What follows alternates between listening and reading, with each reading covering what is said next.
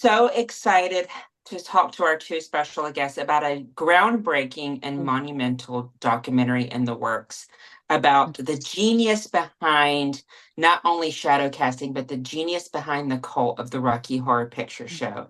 So we are so excited to talk with y'all. And we actually have three or four Rocky Horror fanatics, and they've come to dress up, as you can see.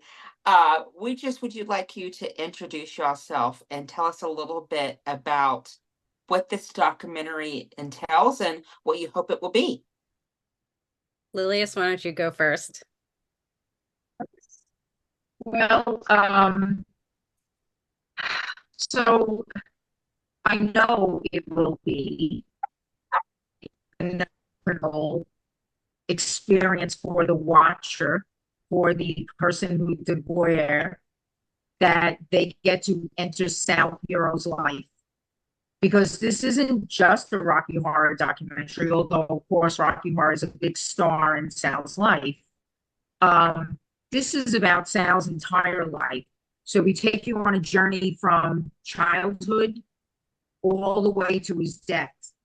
And I think that the viewer will walk away with inspiration, love, community, spirit, kindness. These are all the things that, Sal stood for silently, that he did every day quietly. He wove this blanket of love to every person who wanted to know him.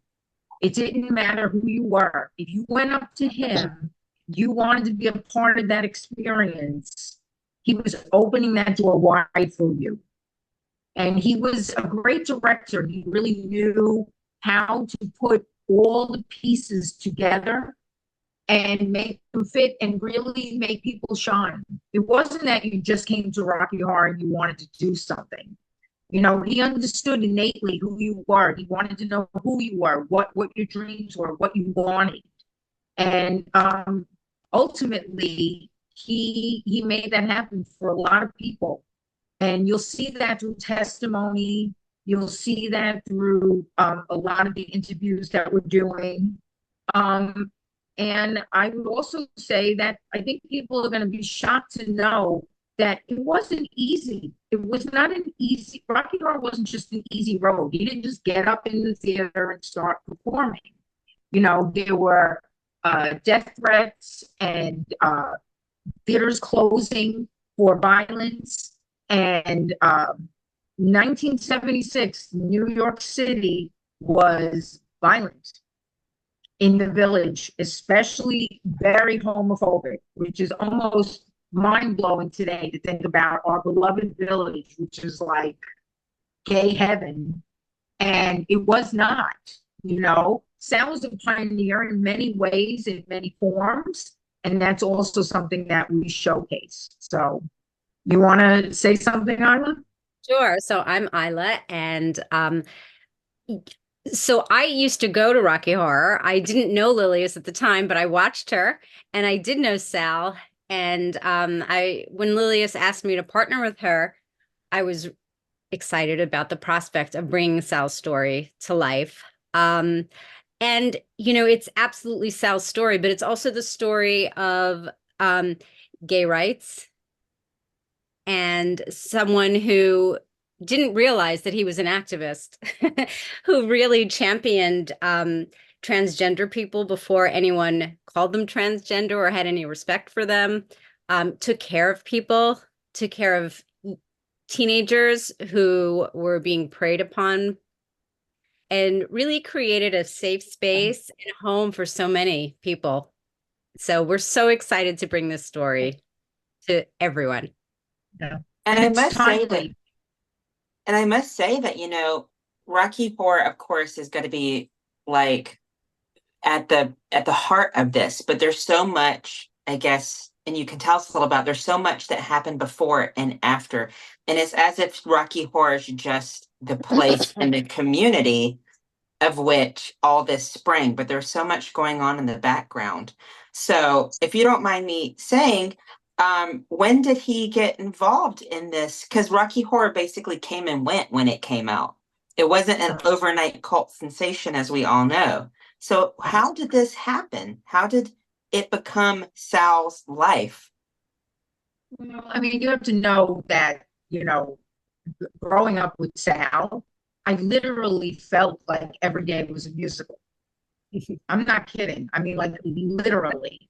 From the time I could walk and sit in a theater seat and not have it snap back at me, we were going to musicals, we were going to theater, we were going to, whatever. Sal put on shows everywhere we went and anywhere we went. I was singing in the duplex, the real duplex that was on, down the steps, not the one that's in the village now, the real duplex. And I was eight. I was 8 years old, belting out Barbra Streisand songs with Sal there and Mark Shaman, who wrote Hairspray. And yes, yes. That is awesome. Yeah. So Mark Shaman was Sal's best friend back then. And we were like a little trio. We used to go down, and Mark Shaman was my piano player. I was 8 years old. And, he was really Sal's piano player. I mean, he, wrote and arranged so many things, which is wonderful because guess what? I inherited all of Sal's things, and I was going through these things, and I literally have Mark Shaman's arrangements. I was like, Mark, I have your arrangements. You've got to sign these for me. But so life was truly, truly, truly magical. And not to get too graphic about the whole thing, but our family was not magical. We did have a great Italian family, but we had a lot of, I would say, trouble in our family. So Sal just lifted me out of that and just made life wonderful. Like you would never think that anything was wrong in your life ever when you were with Sal. You were never having a bad time with Sal, by the way. He'd listen to you. If you had a problem, you wanted to talk to him, no problem. He'd let you spill your guts out. 5 minutes later, I promise you, you were laughing and you were talking about something else, and there was music, and you just he didn't want to have a bad time. He didn't waste any of his time on this earth on negativity. He'd let you spew it, get it out of your system, and then let's just go have fun. That's really the life I lived with him. I was extremely, extremely lucky. And then as I grew up and I realized, more and more, and especially in his death, how many people came to me to tell me how much he did for them. If you multiply that by 1,000,000, that's what he did for me. I won the lottery of brothers. No one will ever know. I mean, we went to Japan with Rocky Horror. I had a front row seat to everything, meeting all of the stars for the very first time.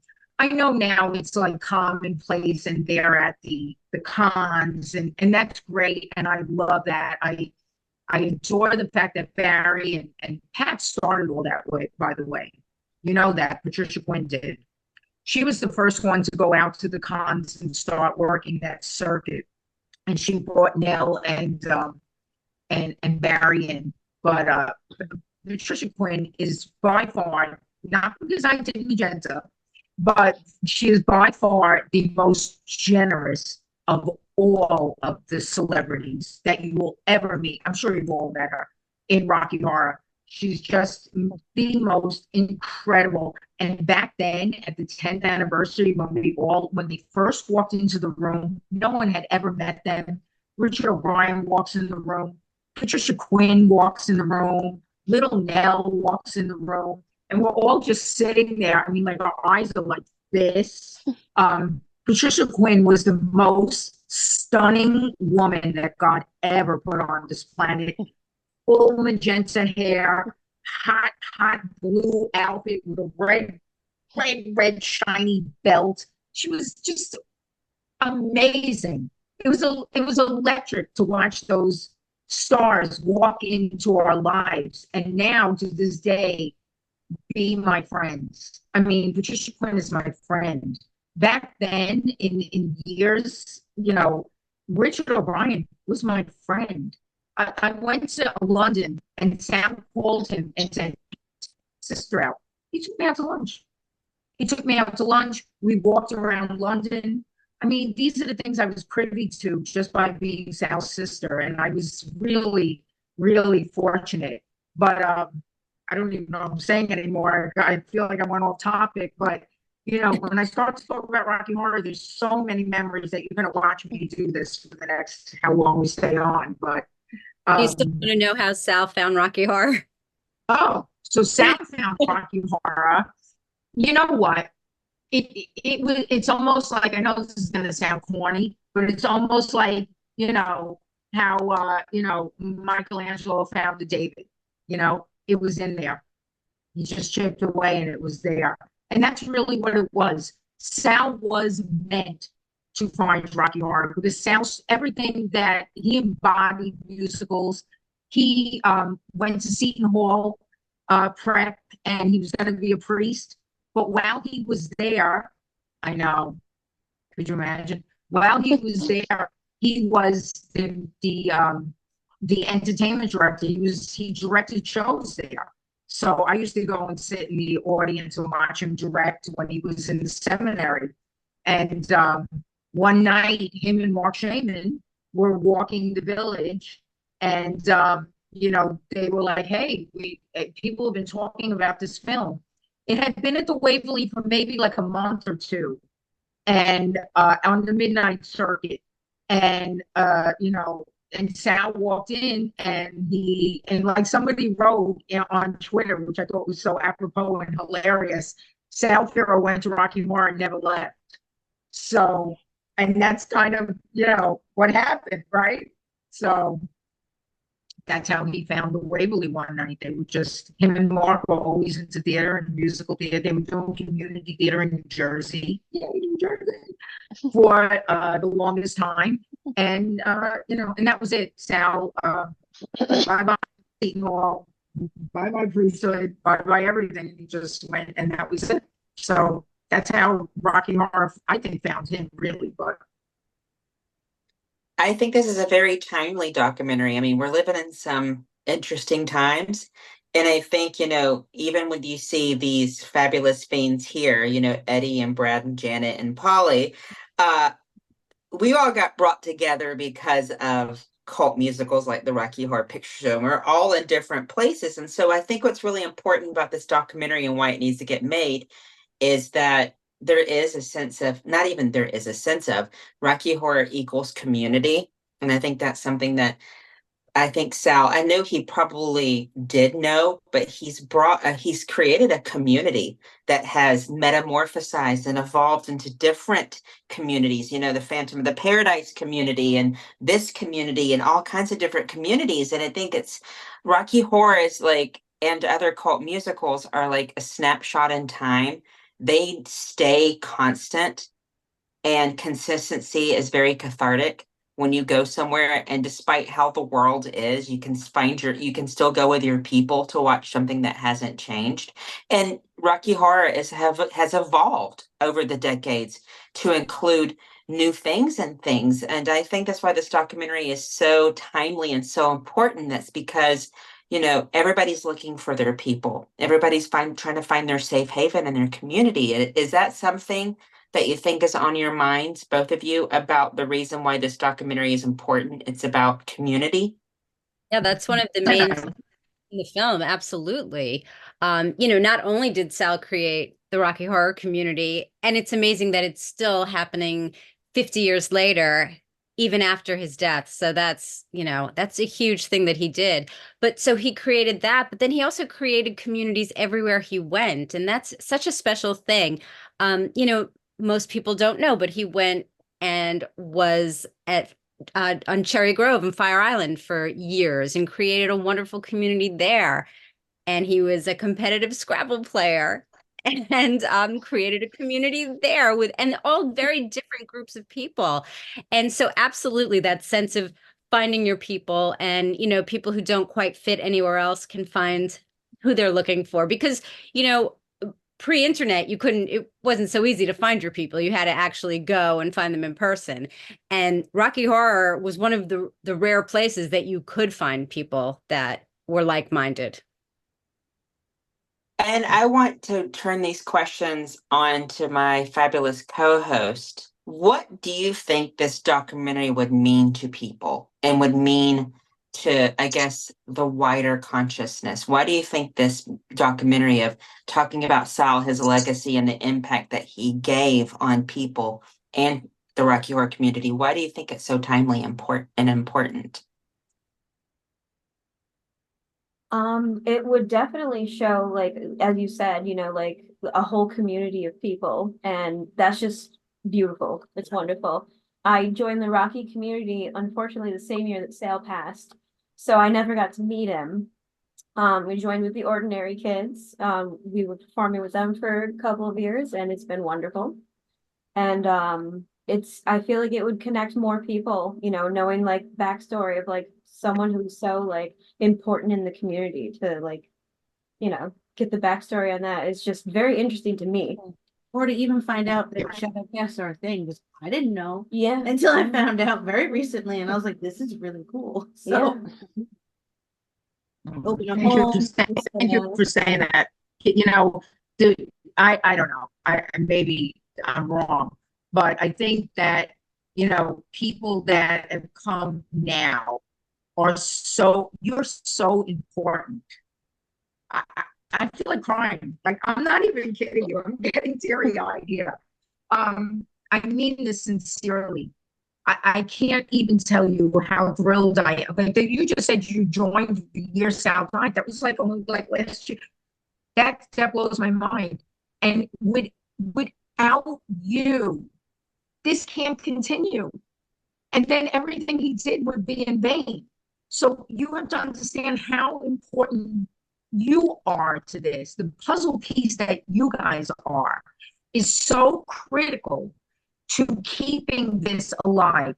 That's another reason why I'm doing this, by the way. Exactly what you said. The goodness, thank you. The goodness that Sal brought to the world cannot end. It can't end. It cannot end with his death, because there is no end in death. His love can continue. And as long as I breathe, it will continue. And I will continue to support people in Rocky Horror. I continue to support Cherry Grove. I continue to support the Scrabble community. Your mind's going to be blown with his Scrabble friends. You would think, like, we've already filmed them. And not that I'm saying people in Scrabble are not boring. Don't come at me.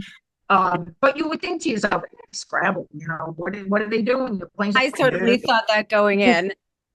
I was would not believe the interviews in Scrabble alone. So amazing. And what Sal did with Scrabble. Oh my God. Right. Oh my God. Like, you don't know the games and the community. He had just ordinary Scrabble players in Atlantic City and conventions getting up and performing with him. Oh, you don't know. in wigs. That's wearing wig. You have no idea. So, I mean, he's touched so many people's lives in such a positive way. And for me personally, right now, but there's a lot of problems on the earth right now. There's a lot of unhappiness on the earth right now. There's a lot of division right now. And unless we keep things like Rocky Horror and community and love alive right now, we're going to get eaten up by it. So that's why I'm staying on top of this, and taking such a strong role to tell Sal's story. And not only that, it's damn entertaining. I'm going to tell you, people are going to be completely amused and shocked.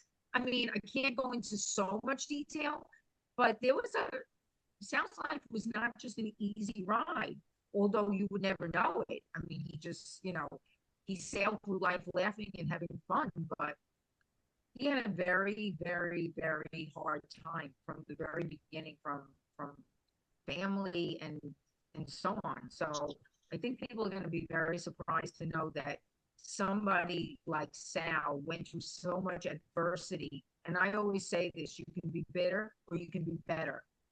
Oh my God, yeah. My mom Sal used to was say that. yeah, true. And you Um, know what? Sal was better. He was always better. Polly and Randy. I mean, I started my cast with my wife, AJ. You know AJ, Lillias. So this this thing here is the culmination of our passion for it and wanting to follow in the footsteps of Sal. Our mission objective was to bring back Rocky Horror to that 1970s feel, where we felt it was getting a little too maybe hoity-toity, trying to be something that it necessarily wasn't. And within like the year of developing our cast and then the loss of Sal, I mean, that really was like, where are we going now in terms of a community of shadow casting and the appreciation for what we do now that essentially the figurehead is gone, and the only way to do it is to just continue to find ways to bring this thing to the public. We don't do a midnight show anymore. No one really does midnight shows anymore, but we keep it within the tradition that we can make it as close to that, as possible. I mean, we started our cast technically in the middle of the pandemic. We did a green screen show, if you remember that, where we remade Rocky Horror Picture Show in my apartment because we were bored. And then we became a live cast about a year later when, we started partnering with nonprofit organizations, one of them being one of the largest LGBTQ plus organizations in the country. And last year we were fortunate enough to do a show outside for 10,000 people. That doesn't happen.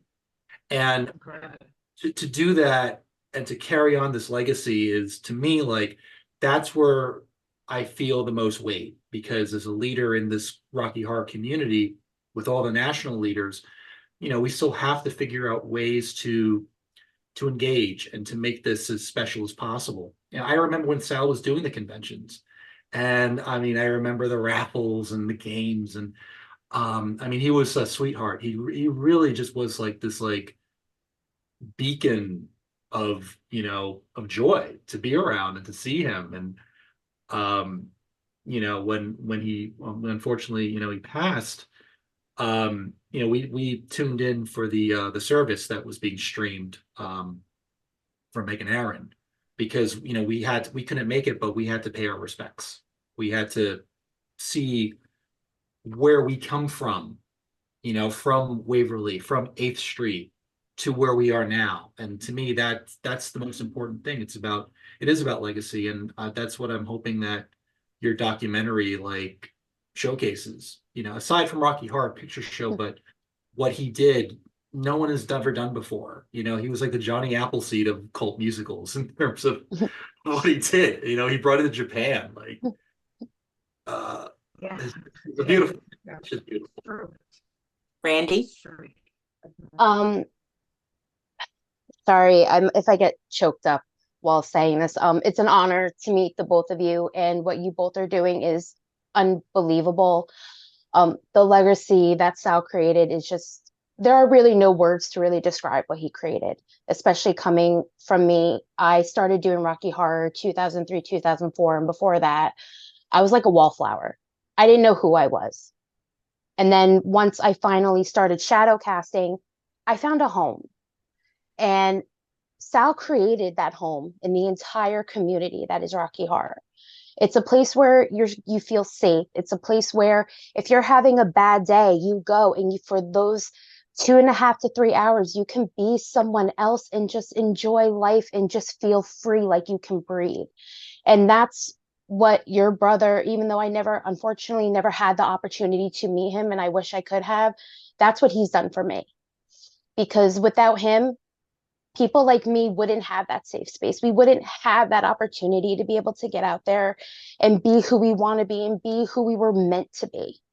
So, sorry.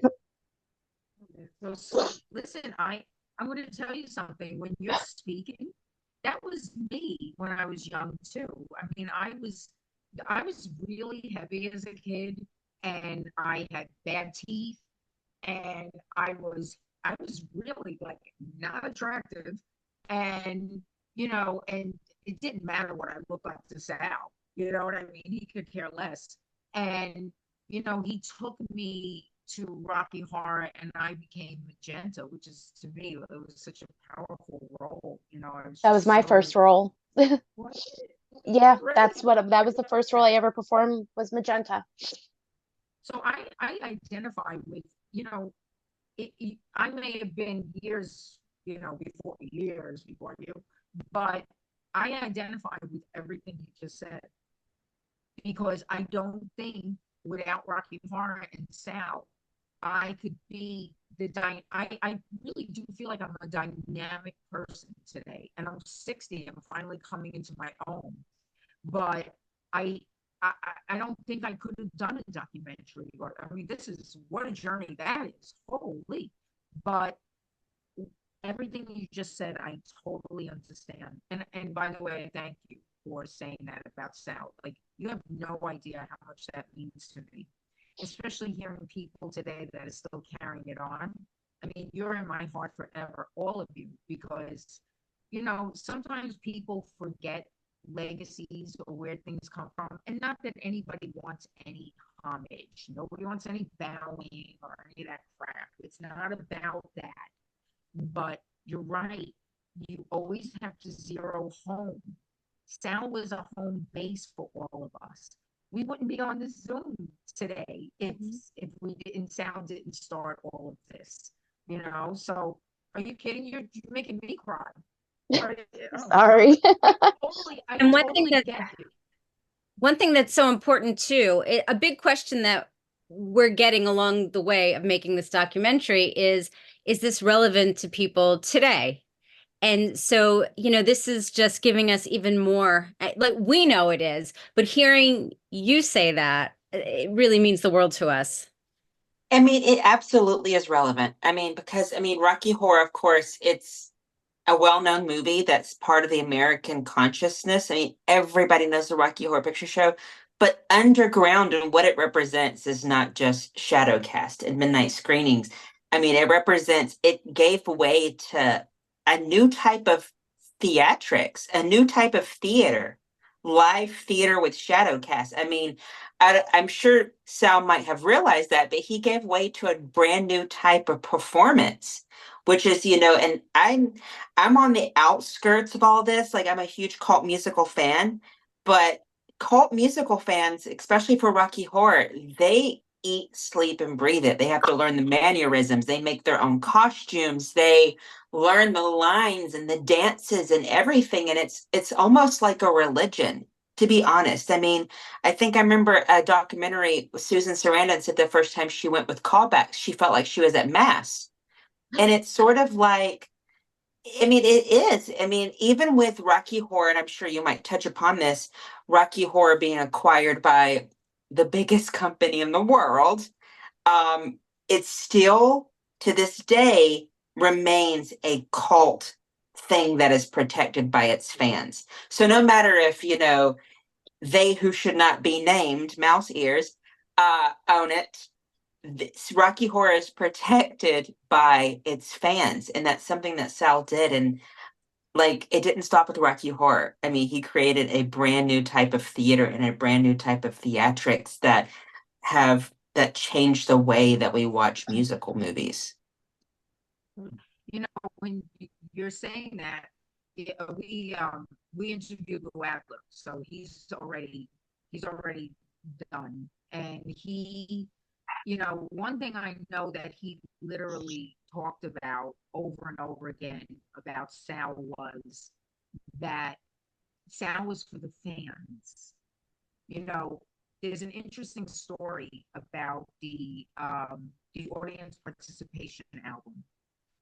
Okay, that was recorded twice, by the way. It was recorded once in a studio, and they went back and they listened to the tapes and everything. You know, we all went to a studio and recorded it. And Sal and Lou were listening to it, and Sal was like, "This doesn't sound good." Like, it was flat. Like, it just didn't sound good. So Sal, and Sal suggested to Lou, because Lou always listened to Sal when it came to Rocky Horror, because he knew Sal had the fans at heart. So Sal suggested to Lou that we all go to the Atrium Playhouse, dress up, no less. I mean, we were being recorded. We weren't even being filmed. But there I was in my blonde hair, and they made me smoke my brains out. I'm surprised I don't have cancer with that album. And and I'm going to tell you something. That was the magic.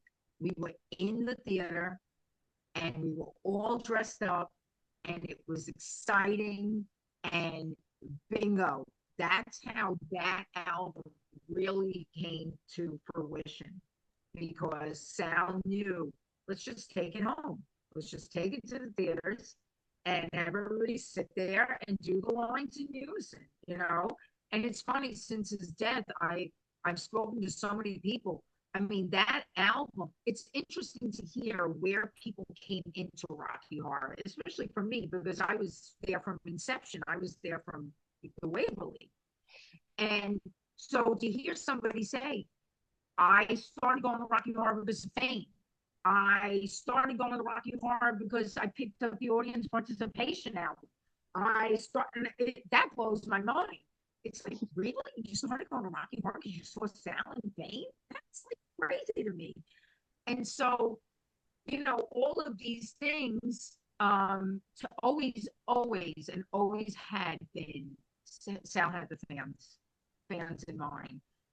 Everything he did with Lou, he wanted to make sure that the fans felt it was authentic, and that they felt included, and that they felt like the integrity of Rocky Horror was never taken away from them. So I'm so glad to hear you say that about, no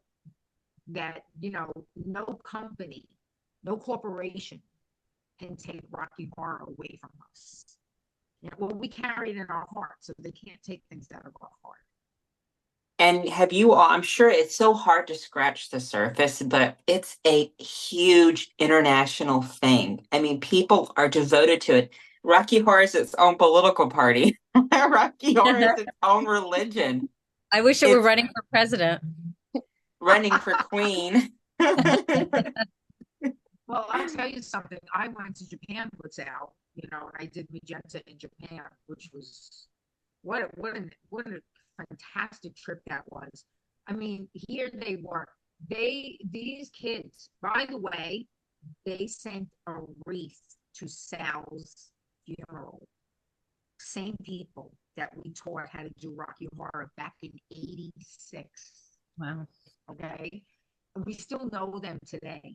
They were at the 40th anniversary, all surrounded by, to Sal like they were his children.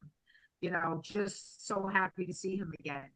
But yeah, I mean, when Japan called and they wanted us there, we knew we had like a ride. We were like, oh my God, we're going to Japan to teach them, because they really didn't know. They had no reference of how to get up and do it. So all we had to do was show them, and that was it. We did a couple of screenings and showings with them at the theaters, and, then they formed their own characters, and that was it. It's universal. That love language of Rocky Horror, it speaks to all. It doesn't matter, gay, straight, white, black, Japanese. It doesn't matter. You can identify and want to be one of those characters and get up. It's very, I always wanted to be in theater. I mean, I was in every show in school, and I sang for years and things like that. And Sal just really just brought that out in me. But I think everybody somewhere deep inside wants to get up and belt out a song, wants to get up and look, I think the Rocky Horror characters are glamorous. I mean, I thought Magenta was the sexiest thing I've ever seen in my life. And Richard O'Brien and Richard O'Brien in person back in the day, oh my God. So incredible. So incredible. And I knew Tim Curry for years. I mean, been in his dressing room, and of course, like we're all like, okay, what has he got? Looking at pictures, trying to memorize everything, and Tim Curry was just so gorgeous, and little Nell was stunning back then.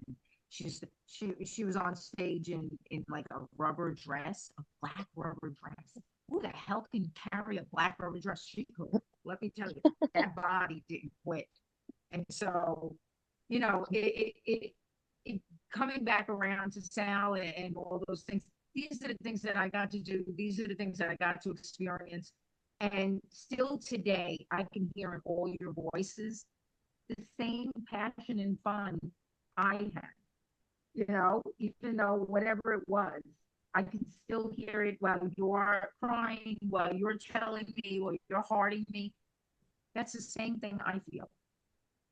And the great thing about it, it has no signs of slowing down. If anything, it's growing. And with the rise of social media, Instagram, TikTok, people are discovering Rocky Horror, and it's becoming it's never lost its magic, and it's never lost the participation aspect. And it's because of Sal. And then one of the funny things I wanted to say is that, now the Rocky Horror Show, when it tours, and if it's on Broadway or in the West End in the UK, the callbacks are part of the theater now. Yeah. So it's like, do you know some people were offended at Sal's funeral that people were doing lines to Mark Shane? I was like, why? Sal would love that. I thought it was great. I was like, yeah, do it. Sal would have been laughing. I think it's phenomenal. You have the background of I can't help, I keep seeing it, like the castle. I went to the castle, okay, in '84, and I had to sneak around to take pictures because they weren't having gatherings and all, and like I wanted to go down that fast just so badly, but I was afraid to. I thought they were going to get us at the hotel because it was just a hotel at the time. They hadn't embraced Rocky Horror yet, but I heard that they're not really doing it anymore. Are they? Are they keeping I think they, yeah, I think they stopped last year, and it's kind of messed up because they started raising the prices for the Rocky Horror Picnic. Like it was supposed to be like originally like maybe 200, 300 pounds for like a room for the night, and they brought it up to almost like 6. And it detracted a lot of folks from going to making it their annual pilgrimage to Oakley Court. I wanted to do it. I couldn't do it. So, a lot of documentaries that we watch that talk about art sort of have a somber ending. But with I don't want to predict your ending, but we all can attest that if anything, it's Rocky Horror hasn't ended, and it has a happy ending. I mean, it's not as if there's a call to action that we have to do something, sign this petition to get Rocky Horror. I mean, Rocky Horror and other cult musicals, it's owned by the community, and they're so protective of it, and they love it so much. And I think, like, just to say about Sal again, yes, he created the Rocky Horror callbacks in the Rocky Horror community, but what he created was something so much bigger and so much deeper and something so much more cosmic, to where it spread the Little Shop of Horrors. It spread to every type of cult musical you can think of. And it created a sense of community and a sense of theater and a sense of almost, there's another documentary I watched one time, and someone said, this is the closest thing to church I'll ever have. And it is. I mean, truly, because church is meant to give you a refuge. It's meant to give you sanctuary. It's meant to give you community. And that's what it does for people. And I think still to this day. Take you on the PR trail with me. Yeah. I love you. I'm ready. I'm a good bullshitter. I'm a good bullshitter. That's exactly what this is. Sal shook the masses. You know, like this is like a old-fashioned gospel church, raising the hands and singing, because that's really the feeling that you got with Sal when you were with him. Because, you know, again, like we just had like the best time ever. Even after Rocky Horror, we go out to eat. You guys do that? We used to go to diners. Yeah. You still do? You're in Yes, we Jersey. do. How could you not? Part of the night. That was the best part of the night. Hmm. But we would go out to eat to this little place called Tiffany's in the village. And like this is the type of things that we would do. I mean, this was so ridiculous. So imagine 3 a.m. in the village in a diner, completely packed, with people standing at the door waiting to get in. And we would go and we would pick one person. We were friends with everybody in that restaurant. We pick one person and we get them a cupcake with a candle, and we'd have the whole, and it's not their birthday, we just pick somebody, and the whole place is now singing happy birthday to this person who's going, it's not my birthday, One thing I will say it's really important is that this movie, I mean, has, like you touched upon something. I mean, gays, straights, punks, everybody, rebels, everybody felt a community there. And I'm of a certain generation, so I came after. But I always tell people, especially this documentary is going to be a prime example. You don't know how far you've come. You're standing on the shoulders of the greats. I mean, I'm very excited to see what he had to endure and what those other fans had to endure during that time. Because, like you said, 1976 New York City is not 2024 New York City, but also 1976 America is not the same as 2024 America.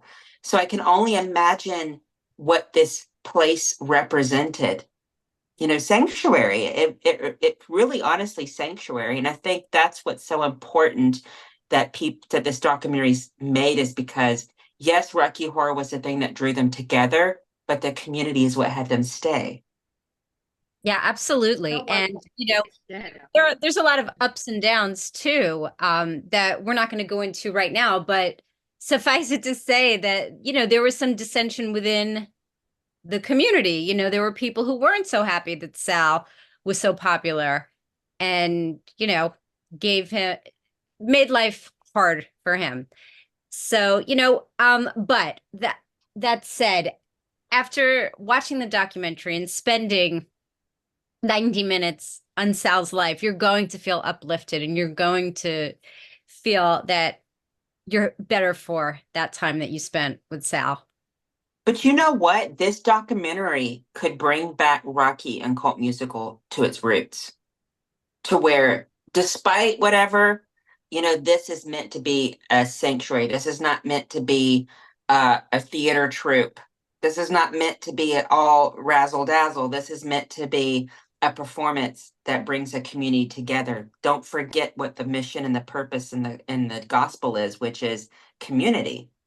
I mean, what's interesting? Looking at all of the footage, I can't even tell you how many interviews Sal did over his lifetime. I mean, it's my Dropbox is like, I'm not even lying here. It's crazy. But I will tell you, if I had to pick one word that came out of Sal's mouth, I'm telling you, I'm taking you on my PR trail.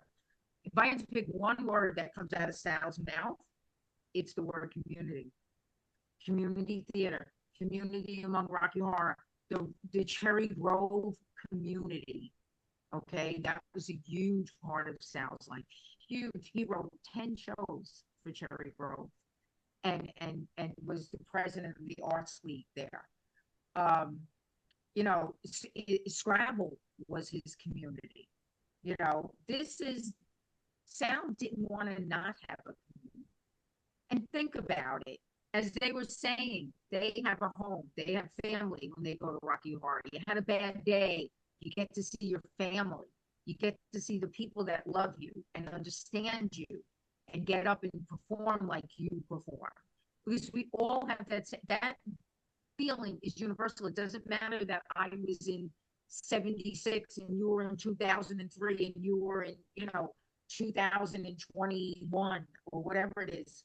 It's the same feeling. And that's what we're going to definitely convey here. I mean, there's no way you're not going to walk away. And it's almost like, the original Rocky, like Balboa. Like, who didn't want to get up and start running and like boxing? I did. And so that's really the feeling that you will get when you walk away from, this 90 minutes. You'll see someone who just never gave up and never let anything stop him. It didn't matter what it was or who it was. Not only does the cult musical fandom and community have so much to owe to you and Sal, but American culture does as well. I mean, who knows what it would happen to this little niche musical if it wasn't for you and if it wasn't for Sal and for your elk and your community. Who knows what it could have gone away into the shadows to be this,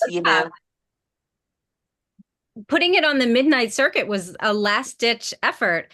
And if people like Sal didn't find it, that would have been it for it, because it was the same people that kept coming every week. It wasn't that, it was, it did business every week. It was the same people who kept coming, and Sal was the leader of that group of people. And that's what made it what it is today. And cult films today. Yeah, he stayed in the theaters for 25 years. Long after everybody left, all the original people. But you know what? Sal just kept regenerating and getting new people and finding new people to perform and just investing in all the new people to keep coming to Rocky Horror and to keep it alive. So, I know for a fact that it could never have sustained itself without him at the helm for so long. And then when he finally did leave the theaters, he never left Rocky Horror. Not till the day he died. He was still the fan club president.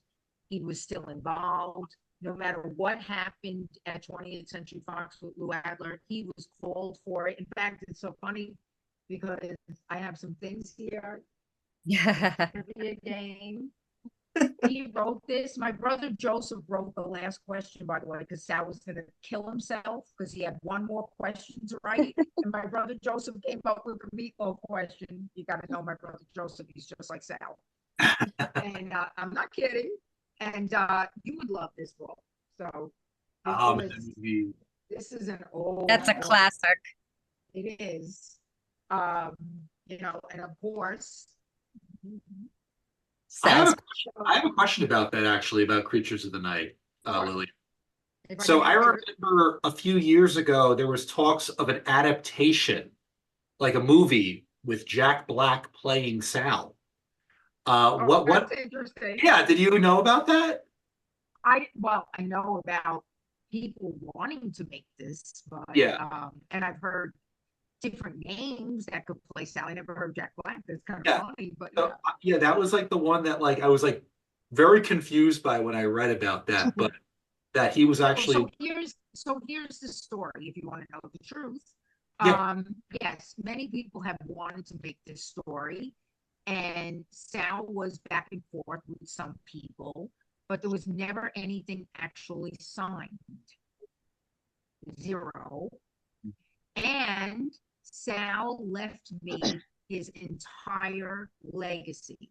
So this book is now mine. Wow. So here's the deal.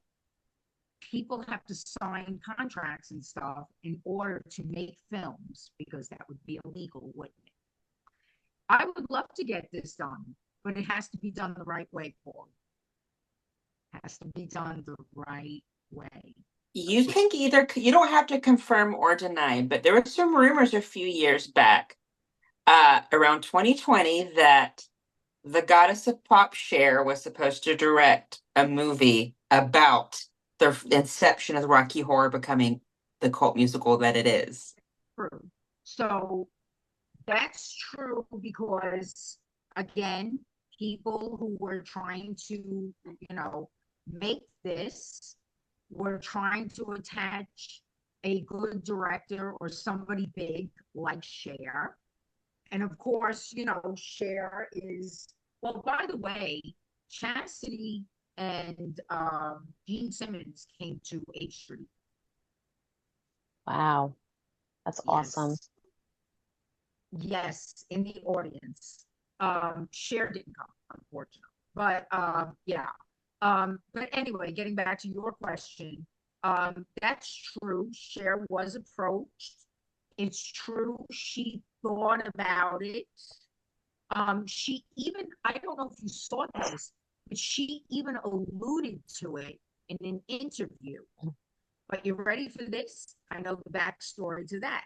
So she didn't have any answer for the interviewer about what her next thing was. Because you know how they drive people crazy. So what are you doing next? Like, like what you just did wasn't good enough. You know what I mean? And so that was just like right there for Cher. And she used it. But no, Cher is not involved in it. I wish she was, because it's the book they're talking about. I knew it. Because she said she was doing a project that was about the Rocky Horror Picture Show, but had nothing to do with the Rocky Horror Picture Show. I knew it. Sorry. So my favorite girlfriends, do you have any questions or any statements that you would like to ask our two guests? Or any, bleeding heart things about Sal and Rocky Horror that y'all like? Because I'm all for the bleeding heart now. Good. Again, both of our introduction to Sal was like pretty recent, but even with the little bit that I saw of what he did from the Shadowcast, and Polly would show like a video before some of our Rocky when he passed away. And you can kind of tell he was a dude you wanted to hang out with. Like he had stars in his eyes and he had a very welcoming aura. And I was just like, man, why do you have to die? I just got into this. Like, what if we could have met him, So it's nice He would have loved to have met you. Going forward with him. He would have loved to have met you. And by the way, may I say this?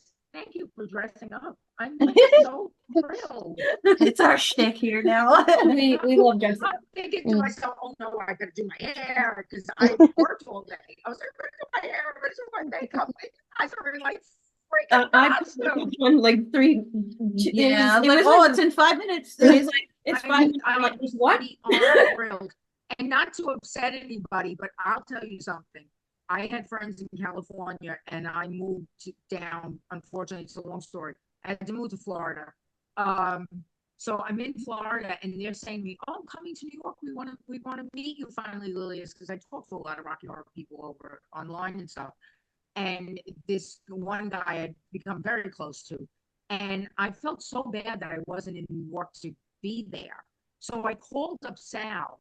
And I said, listen, I got these two guys and they're really big into Rocky Horror. Would you meet them? And he said, of course. And he went to a coffee shop and spent 3 hours with them just to, and they were out of their minds. So trust me, Sal would have met you. I wish to God, trust me, I wish he had died. But he would have loved you. He would have loved you. I can tell you that much. Just by the fact that you're all in costume right now on this Zoom, Sal would have adored you. I mean that from the bottom of my heart. I mean, he gave people a sense of community, but also gave people a sense of purpose, which I think is a loss on a lot of people who aren't involved in the cult musical community. Because like you alluded, both of you alluded to, life's a little bit, we're living in some interesting times, as my grandmother used to say. And these, Rocky Horror gives a sense of escapism. And I think it's important to have something to live for. And it gives something to look forward to. Polly and Randy. Paul, you can go first. Oh, I mean, as I guess the senior Rocky Horror person on this call right now, aside from you, Lillias, You know what it is? Last year was a very heavy year. You know, we lost Sal, but we also lost a lot of folks in the community. And at the most recent national convention, which just so happened to be in New Jersey, um, we have like an in memoriam video, and we had a 10-minute section just for Sal. There was not a dry eye in the room, you know, and I could attest, like, because we were all just collectively mourning but celebrating just the legacy that Sal and so many other like just beautiful souls that we managed to like cross paths with in this thing we call life. Um, it really just what your brother made isn't even like so much community as we've created extended family, which is the strangest thing, you know, when you have that ability to like connect to folks who maybe you only have met maybe once or twice, and you see them annually, and you're automatically like, you're my buddy for the weekend, we're not going anywhere, like, um and to celebrate this film, you know, we're going on 50 years of it, and that's just like, again, this doesn't happen, and it takes really like a personality that brought that joy and like was almost like this gravitational force. And a lot of it is always like what I like to think, like it's kismet, like everything was a perfect storm to happen, you know. I don't want to know about like the alternate history of the world where Sal Piro never went to Rocky Horror for the first time. No, I don't want to live in that world. I've dedicated you know, a good portion of my life to this, and you know, to carry on his legacy, but also like seeing it in what it is now, and it's evolving, and I think that's, you know, important. You mentioned about Sal wanting it to evolve, and it has to evolve, otherwise it's gonna fade away. And So grateful you're back in this, by the way. I love it. I mean, it really, like, I had a few years where I left it, and like, you know, I had my piece, but coming back into it, it's just like been so creative, and the organizations that Such a great friend. thank you. It has taken me places that I never thought it would. I mean, that's the thing. Like, doing this like gave me opportunities to perform coast to coast and across the ocean. Like you know, and it's crazy to think about that. You know, it really is just like magic. That confidence, doesn't it? I mean, Yeah. anybody who performs in this, even in any cult films, they're dressing up now, all the different, you know, the different cult films. You know, they go to conventions now, they do all of that. I mean, when you're walking, I walked differently when I was magenta, you know, I was, you know, You know, I want to point out something that people don't realize about Sal, because, you know, we're looking at things from the perspective of today. But when Sal started doing this, it was no one else was standing up in front of a group of people in Janet's bronze slip. A man was not doing that with a mustache. and the hair You know, chest. that's right. But you know, that was political. That he didn't mean to be political, but it was. And he also, by the way he lived his life, taught other people that it was okay to be who you are and that you could still be accepted and even thrive. And I think that's really important to realize that that was something that was shocking at the time. It's not anymore because of people like Sal. Don't dream it, be it. Don't Mm. dream it, Right. be it. It's such Right. I know we Lillias all always giggle said- when we said, yeah. Lillias always says Richard wrote that, but Sal lived it. I agree. And you know, like we all giggle sometimes when we think it's so cliche, but there's so much power to that. And it wouldn't mean, I mean, that statement that Sal, he might not have written the words, but he was the first to say them. He was the first to live them, I believe. And now we all live it. You live it, we all live it. And it's like there's so much power in those words, and it represents what Rocky Horror gave us and what Sal gave us, which is community. And like you said, to walk a little different when you're in a, a maid's outfit. There's something about it. And it doesn't matter if you're magenta or if you're dressing in Shock Treatment or Little Shop of Horrors. It's the same thing that Sal gave us, which is confidence, community, and just refuge. Randy?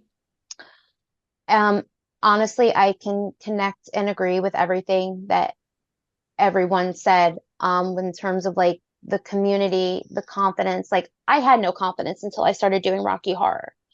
And it gave me the confidence that I have today as someone who's been bullied and treated terribly growing up her whole life. It's like Rocky Horror literally changed my life. Like what yours, sorry, I'm getting all choked up again.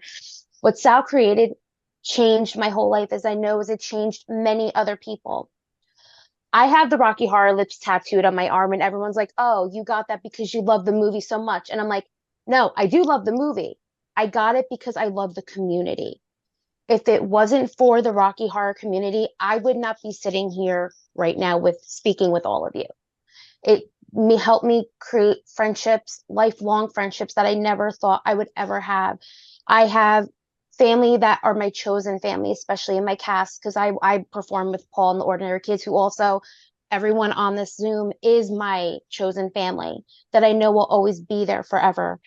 And it's just the privilege and the honor that I have being here, just being able to speak with you and speak with all of you, and to be able to talk about Sal and the legacy and the creative, the everything.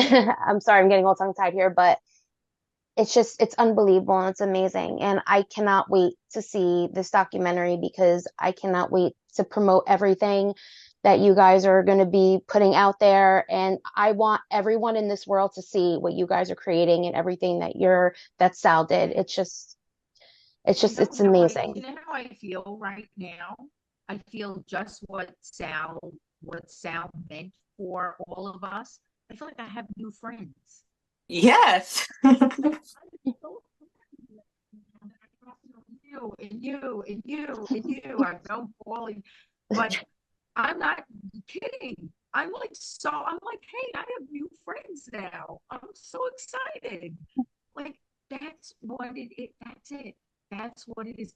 An interviewer, there is one piece of footage that somebody asked Sal, and they said to Sal, what has Rocky Horror given to you that you didn't have before? And Sal was like, wow, that's an interesting question. No one's ever asked me like that before. And Sal said, let me think about that. And Sal said, people, the people I've met.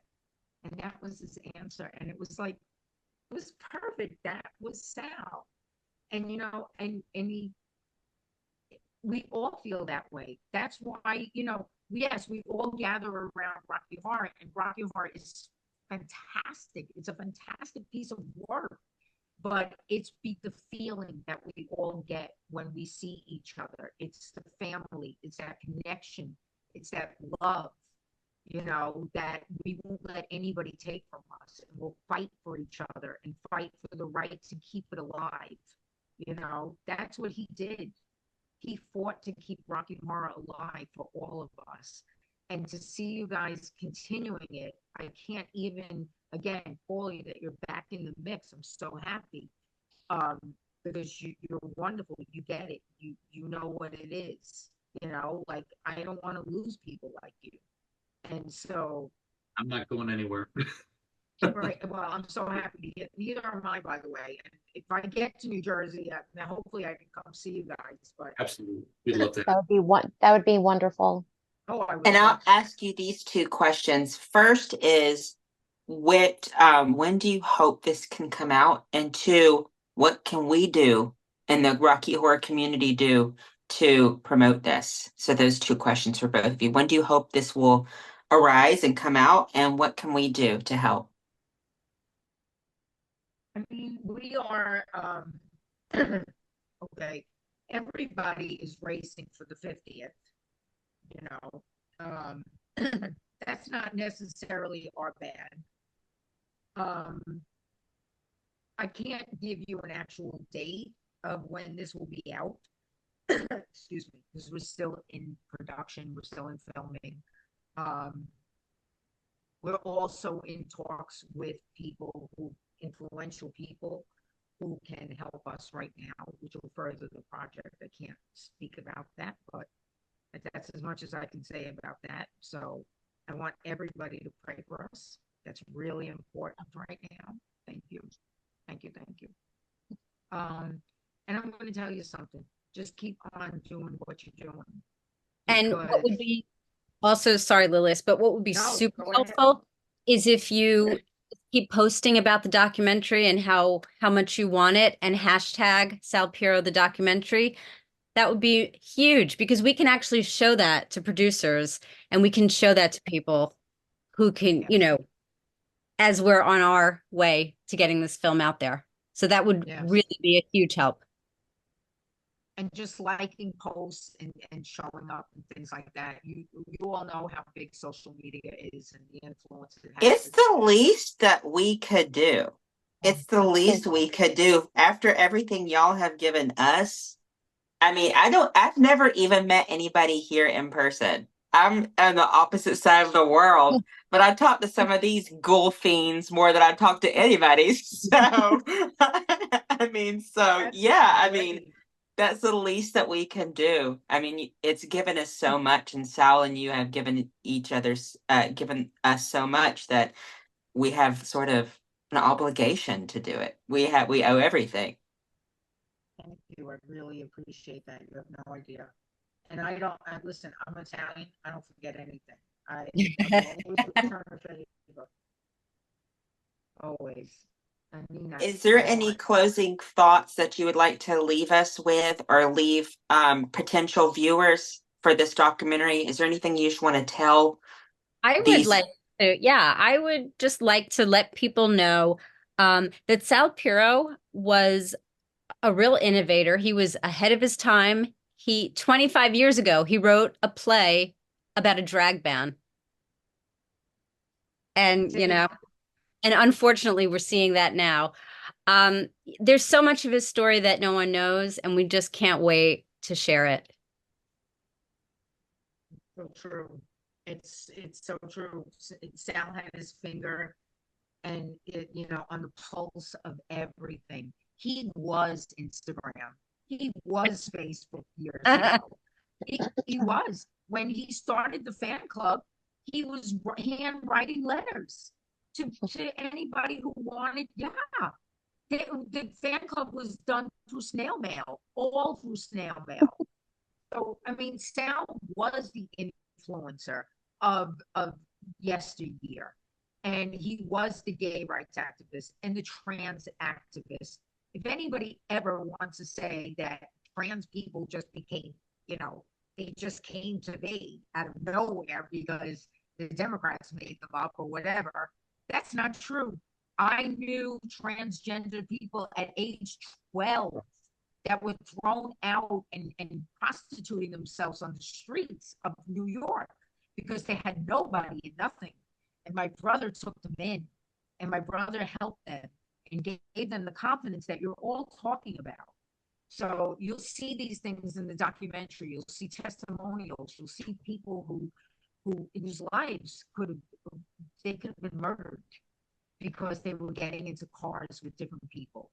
So, this is a story that needs to be told for so many reasons. The gender bending isn't new. Please, it goes back to the Greeks, I'm sure. Yeah. It's not new, people. Nobody's influencing your child. We don't want your kids. For God's sakes. We don't want your children. If you're gay, you're born gay, that's it. And end of story. Nobody's gonna. I was a heterosexual girl in a gay world, and I'm not gay. I didn't turn gay because I was with gay people. In fact, I had the best life anybody could have ever had. My God, thank God for that community. Oh my Lord! You were a queen amongst queens. Thank you so much. So great. Thank y'all so much. really appreciate it. And I love you all, and hit me up on social media, my new friends. We will. Thank you so much.